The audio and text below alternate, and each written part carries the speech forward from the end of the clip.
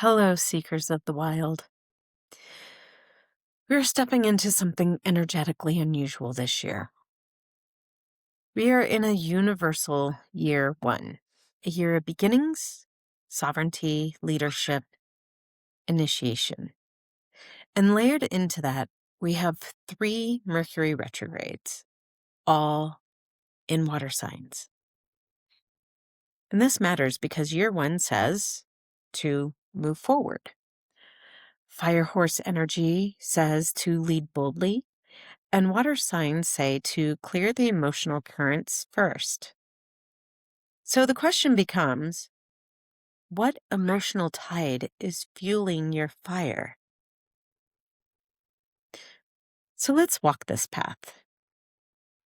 First, let's ground this. Mercury governs communication, perception, interpretation, transmission. Retrograde does not mean chaos. It means revision. To revisit, reflect, recalibrate. Now, I'll be honest.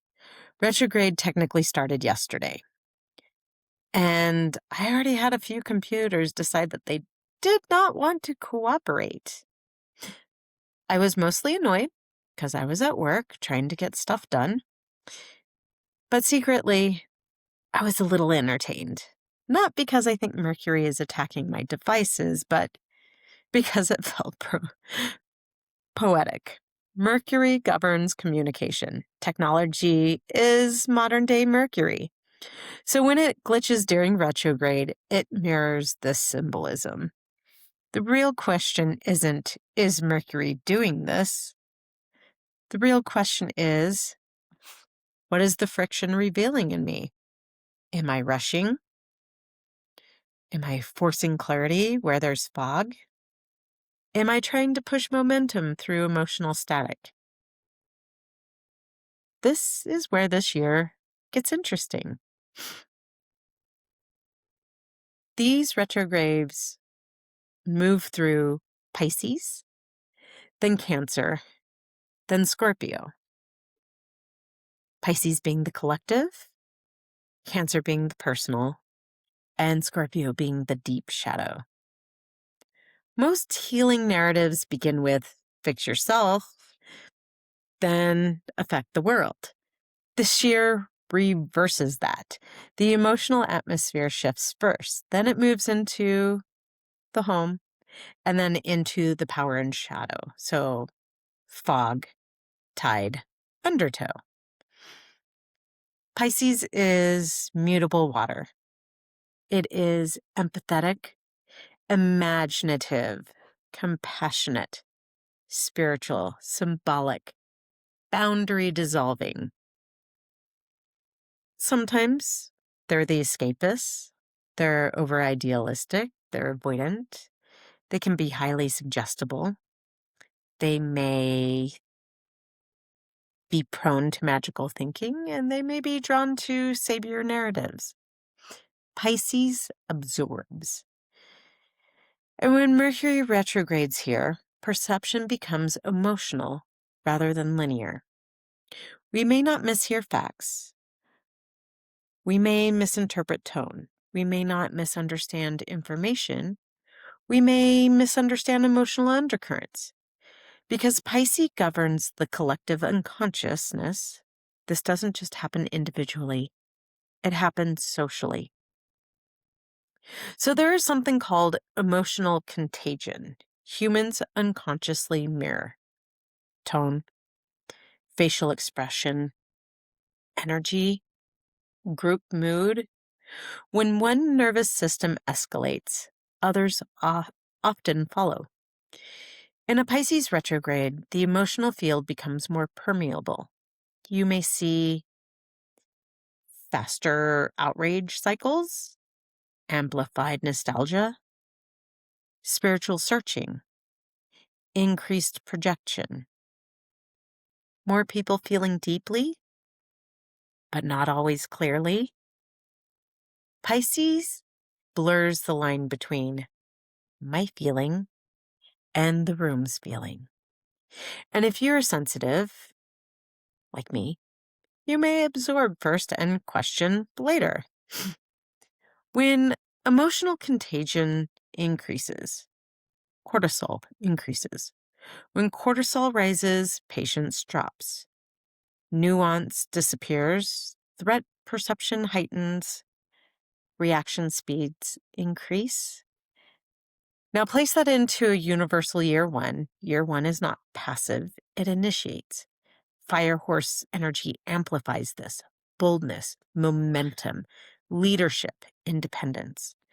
So if people initiate from emotional contagion instead of clarity, that fire burns chaotic instead of constructive. This is the curriculum. When retrograde moves into Cancer, we shift from atmosphere to home. Cancer governs family, attachment, homeland, safety, emotional memory. Conversations around belonging and protection may intensify. Old attachment patterns may resurface. You may notice digestive sensitivity, emotional eating, chest tightness, nesting impulses. This is not regression, it's recalibration. And then comes Scorpio, power, secrets, control, transformation. What has been emotionally stirred must now be confronted. This is where projection becomes revelation, where control patterns surface, where emotional truth demands courage. By this phase, the emotional audit is complete. So now let's zoom back out. Year one asks, who are you becoming? Fire horse says to initiate boldly, to trust your instincts, to lead yourself. But water retrograde asks, is your fire clean? Are you initiating from clarity or from emotional residue? This is not a year to hesitate. This is a year to initiate boldly. From emotional precision, let your fire move you forward. But make sure the current beneath you is clear. When emotional intensity rises collectively, humans look upward. We reach for big narratives, bigger explanation, sky stories. Pisces energy amplifies archetypes. This is not about dismissing curiosity. It's about anchoring it. Curiosity without grounding becomes escapism. Grounding without curiosity becomes rigidity. You are here to hold both. So what does this mean for all of us? Pause before reacting. Check emotional charge before initiating. Hydrate. Water. Hydrate. Warm your body. Ground through your feet. Notice what is yours and what is atmospheric. Lead anyway. This is not a year for hiding. This is a defining one. For this episode, the ally, my essential oil ally, is frankincense. Ancient, steady, expansive. It lifts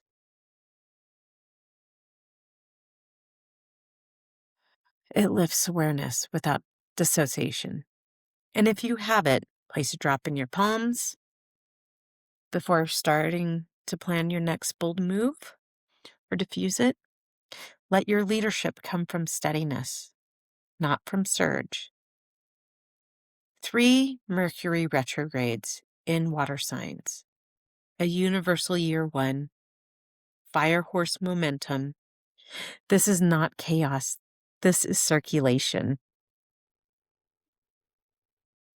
The emotional field shifts first. Home recalibrates second. Shadow transforms third. And through it all, you're meant to initiate boldly, clearly, sovereignly. May the land ground you. May the stars guide you, and may the unseen always walk beside you. Until next time, walk gently, listen deeply, and trust the wild path that's already calling you home. This is Waylon's path, and you are never walking it alone.